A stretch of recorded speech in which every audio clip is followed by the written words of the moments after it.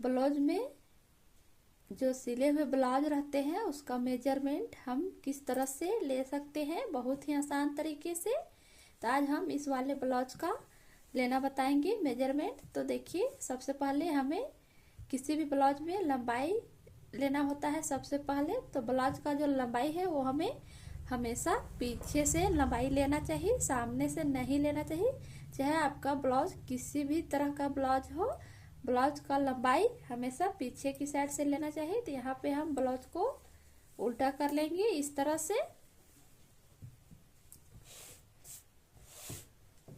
इस तरह से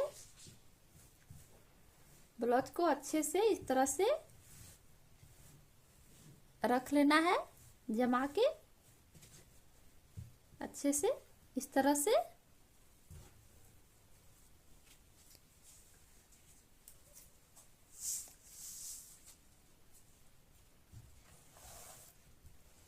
तो यहाँ पे हमने सबसे पहले लंबाई लिखना है, उसके बाद चेस्ट लेंगे, उसके बाद कमर का नाप, उसके बाद सामने गला, पीछे गला और बाजू का लंबाई और मोहरी। यहाँ 7 नाप ही हमें जरूरत होती है ब्लाउज में।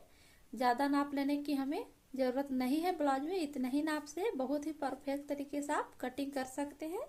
तो चलिए आज हम बताएंगे कि किस तरह से हमें लेना है ब्लाउज का नाप। तो यहाँ पे सारे मेजरमेंट को लिखेंगे।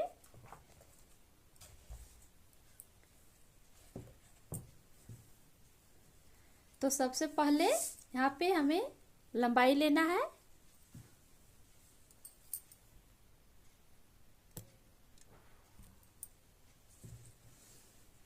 तो यहाँ पे देखिए, सिलाई में जितना दबा हुआ है ऊपर की साइड, उतना हमें इस तरह से इंची टेप को बाहर की साइड रखेंगे ऊपर, और इस तरह से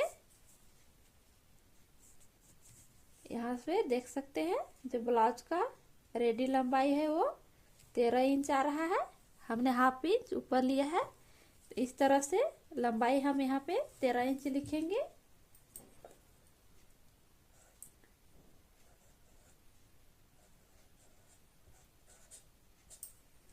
इस तरह से 13.5 इंच है इस तरह से।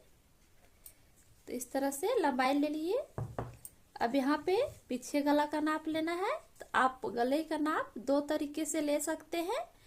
एक है कि आप यहाँ से यहाँ तक की नाप ले सकते हैं, और दूसरा जो है यहाँ से यहाँ तक की नाप ले सकते हैं। अगर आप यहाँ से यहाँ की नाप लेंगे तो इसमें कम ज़्यादा हो जाता है कभी ब्लाउज में, और अगर इस तरह से नाप लेने से थोड़ा सा प्रॉब्लम होता है। तो आप ब्लाउज का जब भी पीछे गला का नाप ले तो यहाँ से गला जितना भी रहेगा यहाँ से लेना है, और यहाँ तक की लंबाई हमें लेना है।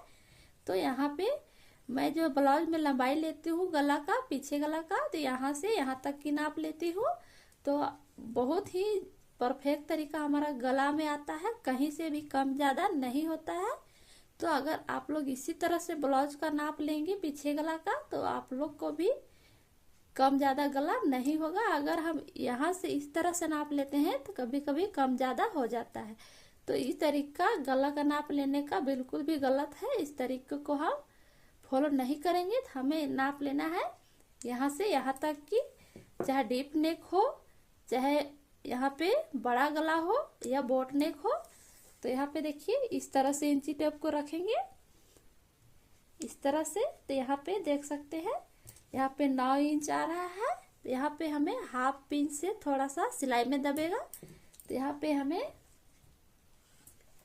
पीछे गला का यहाँ पे नाप लेंगे।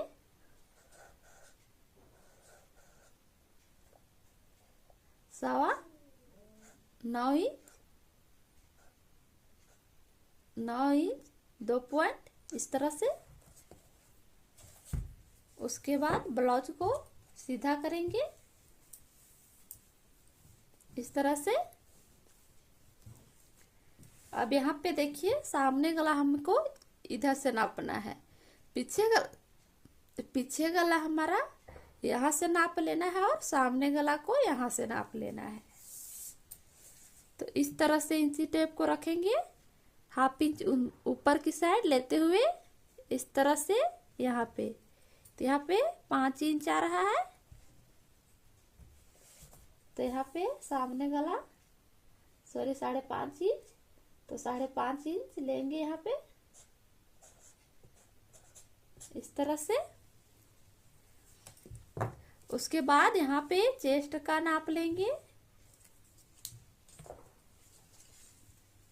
तो इस वाले आर्म होल से इस वाले आर्म होल तक का नाप लेना है।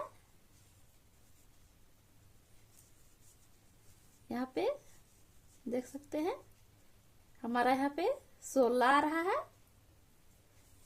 तो इस तरह चेस्ट 16 लिखेंगे इस तरह से। 32 का चेस्ट यहाँ पे है। अब यहाँ पे कमर का नाप लेंगे इस तरह से रखेंगे और इस तरह से, तो यहाँ पे 13.5 इंच आ रहा है, तो हाफ इंच यहाँ पे हमें बड़ा करना है, तो हम यहाँ पे 14 इंच लिखेंगे कमर इस तरह से। अब यहाँ पे बाजू का लंबाई लिखेंगे, तो बाजू का लंबाई यहाँ पे रेडी आ रहा है 9.5 इंच, हाफ इंच सिलाई में दबा हुआ है, तो ये टोटल 10 इंच हुआ। 10 इंच। अब यहाँ पे बाजू का मोहरी नापेंगे इस तरह से, तो मोहरी यहाँ पे 4.25 इंच आ रहा है, 4.25 इंच इस तरह से।